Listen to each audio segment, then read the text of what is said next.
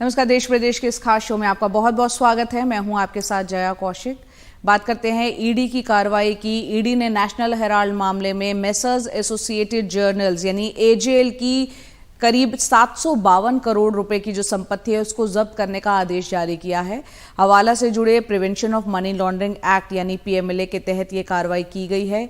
ED की जांच में पता चला है कि एसोसिएटेड जर्नल्स लिमिटेड के पास देश के कई शहरों जैसे कि दिल्ली, मुंबई और लखनऊ में 661 करोड़ से ज्यादा की अचल संपत्तियां हैं जो कि गैर कानूनी तरीके से हासिल की गई हैं। इसे जब्त करने का आदेश दिया गया है। इसके अलावा मेसर्स यंग इंडियन के पास 90 करोड़ 21 लाख रुपए की संपत्ति एसोसिएटेड जर्नल्स के शेयरों के तौर पर है और उसे भी जब्त किया जा रहा है। कांग्रेस की नेता सोनिया गांधी और राहुल गांधी यंग इंडियन के निदेशकों में शामिल हैं और दोनों से इस सिलसिले में ईडी पहले पूछताछ कर चुकी है।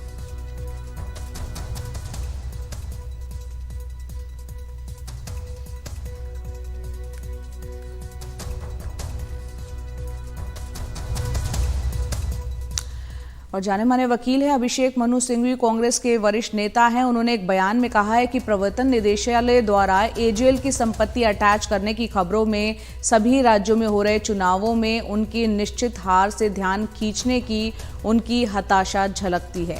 पीएमएलए की कार्रवाई किसी मुख्य अपराध का परिणाम ही हो सकती है। यहाँ किसी अचल संपत्ति का कोई ट्रांसफर नहीं है, किसी पैसे का लेन देन नहीं है, यहाँ अपराध का कोई हासिल नहीं है, कोई शिकायतकर्ता नहीं जो कि दावा करे कि उसके साथ धोखा हुआ है, एक भी नहीं। ये छल, झूठ और असत्य की पहले से गढ़ी हुई संरचना है बीजेपी के लिए और बीजेपी के द्वारा, ताकि चुनाव के बीचों बीच ध्यान बटाया जा सके।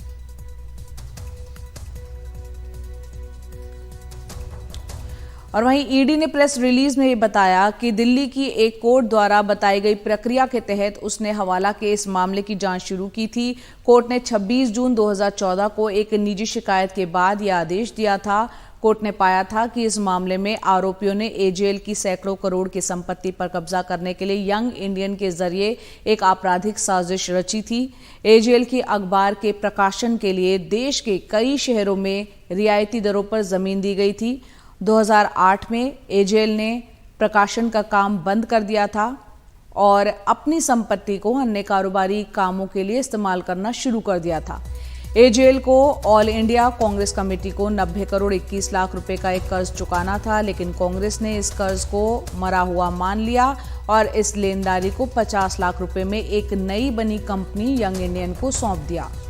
यंग इंडियन के पास ये 50 लाख रुपए चुकाने के लिए आमदनी का कोई जरिया नहीं था। कोर्ट के मुताबिक ऐसा करके कांग्रेस और एजेएल के प्रबंधन ने एजेएल के शेयर होल्डरों और कांग्रेस के दानदाताओं के साथ धोखा किया।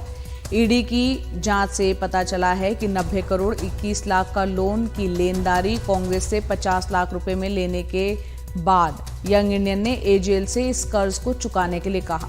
अगर एजेएल कर्ज ना चुका पाए तो इसके बदले में यंग इंडियन ने शेयर मांगे। एजेएल ने एक एक्स्ट्राऑर्डिनरी जनरल मीटिंग में अपना जो शेयर कैपिटल है उसे बढ़ाने का प्रस्ताव पास किया और 90 करोड़ 21 लाख रुपए के शेयर यंग इंडियन को दे दिए। इस नए अलॉटमेंट से एजेएल के पुराने 1000 शेयर होल्डर्स की शेयर होल्डिंग सिर्फ 1% रह गई और एजेएल यंग इंडियन की सब्सिडरी कंपनी बन गई। इसके बाद यंग इंडियन ने एजेएल की संपत्ति पर अधिकार जमा लिया। इस पर ज्यादा जानकारी दे रही हैं हमारी सहयोगी नीता शर्मा। एनफोर्समेंट डायरेक्टरेट ने नेशनल हेराल्ड केस में जो एसोसिएटेड जर्नल इंडिया और साथ में यंग इंडिया की जो प्रॉपर्टीज हैं लगभग 791 करोड़ 90 लाख की, वो मनी लॉन्ड्रिंग केस के तलब जो हैं वो अटैच कर ली हैं। ये जो प्रॉपर्टीज हैं लगभग 661 करोड़ जो हैं वो एजेएल की हैं और साथ में 90 करोड़ की जो हैं वो यंग इंडिया की हैं, ये अटैच कर ली गई हैं। ये एक अपने आप में बड़ा कदम है। एनफोर्समेंट डायरेक्टरेट का कहना है कि आने वाले दिनों में ये जो प्रॉपर्टीज हैं वो पहले जो प्रक्रिया है उसके मुताबिक एजुकेटिंग अथॉरिटी जो है वो इस पे मोहर लगाएगी कि उन्हें वेरीफाई करेगी कि जो इन्फोर्समेंट डायरेक्टरेट ने प्रोसेस फॉलो किया है वो सही है या नहीं है।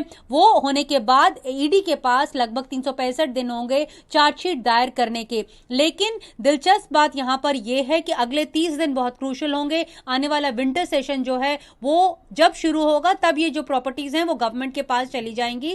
तब माना जा रहा है कि जो संसद का जो आने वाला सत्र है वो बहुत दिलचस्प हो सकता है इस मामले को लेकर। बहरहाल इस मामले में 7 आरोपी जो हैं वो ईडी ने बनाए थे। इनमें से 2 जो हैं उनका निधन हो चुका है। 5 के खिलाफ अभी भी कार्रवाई चल रही है। मनी लॉन्ड्रिंग का केस है। 700 करोड़ की जो ये प्रॉपर्टीज हैं ये देश भर में थी और ईडी का ये आरोप है कि कांग्रेस ने इन प्रॉपर्टीज से नाजायज फायदा जो है वो उठाया है। इस करके ये मनी लॉन्ड्रिंग केस जो है वो दर्ज किया गया था। दिलचस्प बात यहां पर यह भी है कि सुब्रमण्यम स्वामी की प्राइवेट कंप्लेंट के ऊपर ये जो केस है वो रजिस्टर किया गया था।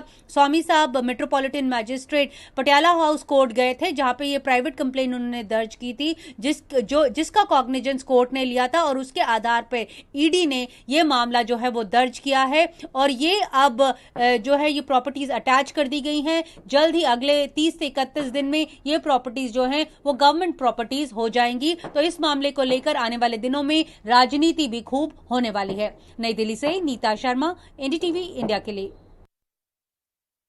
और राजस्थान चुनाव में अब बात करें तो प्रचार के बीच जालौर में भाषण देते हुए राहुल गांधी ने प्रधानमंत्री मोदी को लेकर जो टिप्पणी की उस पर तीखी प्रतिक्रिया हो रही है। राहुल गांधी ने भाषण के दौरान वर्ल्ड कप फाइनल में भारत की हार के लिए प्रधानमंत्री की मौजूदगी को जिम्मेदार ठहराया। इस टिप्पणी को लेकर दिल्ली पुलिस में एक शिकायत भी दर्ज कराई गई है।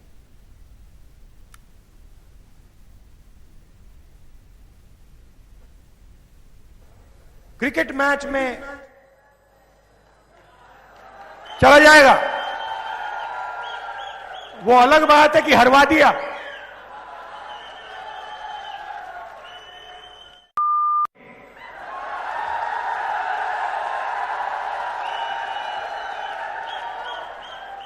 पीएम मतलब मोदी।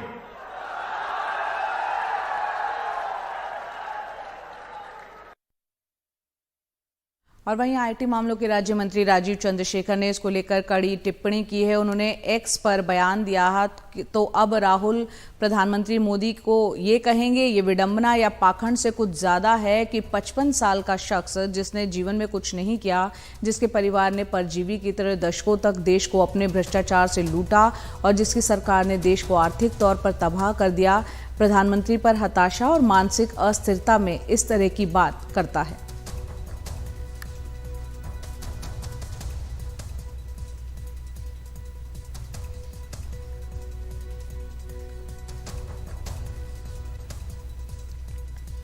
तो राजस्थान में 25 तारीख को चुनाव होने जा रहे हैं और कांग्रेस ने अपना घोषणा पत्र जारी कर दिया है। कांग्रेस ने राजस्थान में पहले की दी हुई 7 चुनावी गारंटी के बाद अपना चुनावी घोषणा पत्र भी जारी कर दिया, जिसमें समाज कल्याण की योजनाओं को आगे बढ़ाया गया है। साथ ही महंगाई से राहत देने के उपाय और रोजगार बढ़ाने के वादे भी इसमें किए गए हैं। आइए देखते हैं एक रिपोर्ट। समाज कल्याण योजनाओं को आगे बढ़ाते हुए कांग्रेस का राजस्थान घोषणा पत्र। कांग्रेस ने 7 गारंटियां तो पहले ही पेश कर दी थी। महंगाई से राहत के लिए भी कई वादे किए, लेकिन घोषणा पत्र में और भी काफी कुछ है। 7 प्रोग्राम हम दे रहे हैं। वो क्या है? गृह लक्ष्मी गारंटी, गोधन 2 रुपए में किलो तो गोबरी खरीदेंगे, फ्री लैपटॉप, आपदा राहत, अंग्रेजी माध्यम से बच्चों को स्कूल में भेजेंगे, ओपीएस गारंटी जो सरकारी नौकरी में काम करते हैं उनके। अरे ये गारंटी और एक सस्ता गैस सिलेंडर 500 रुपए, तो ये सब हम करने जा रहे हैं। पेपर लीक के जो इश्यू बना रहे हैं, जो पूछो हिंदुस्तान में किस राज्य ने लोगों को अरेस्ट किया, कार्रवाई करी और कानून पास कर दिया। आजीवन कारावास हिंदुस्तान में कहीं नहीं पास हुआ जो हमने कानून बनाया है, पेपर लीक वाला भी। किसानों की जमीनें कुर्क नहीं हो सके, अब आयोग बनेगा हाईकोर्ट जज की अध्यक्षता के अंदर, सुनवाई होगी, उसके बाद फैसला होगा।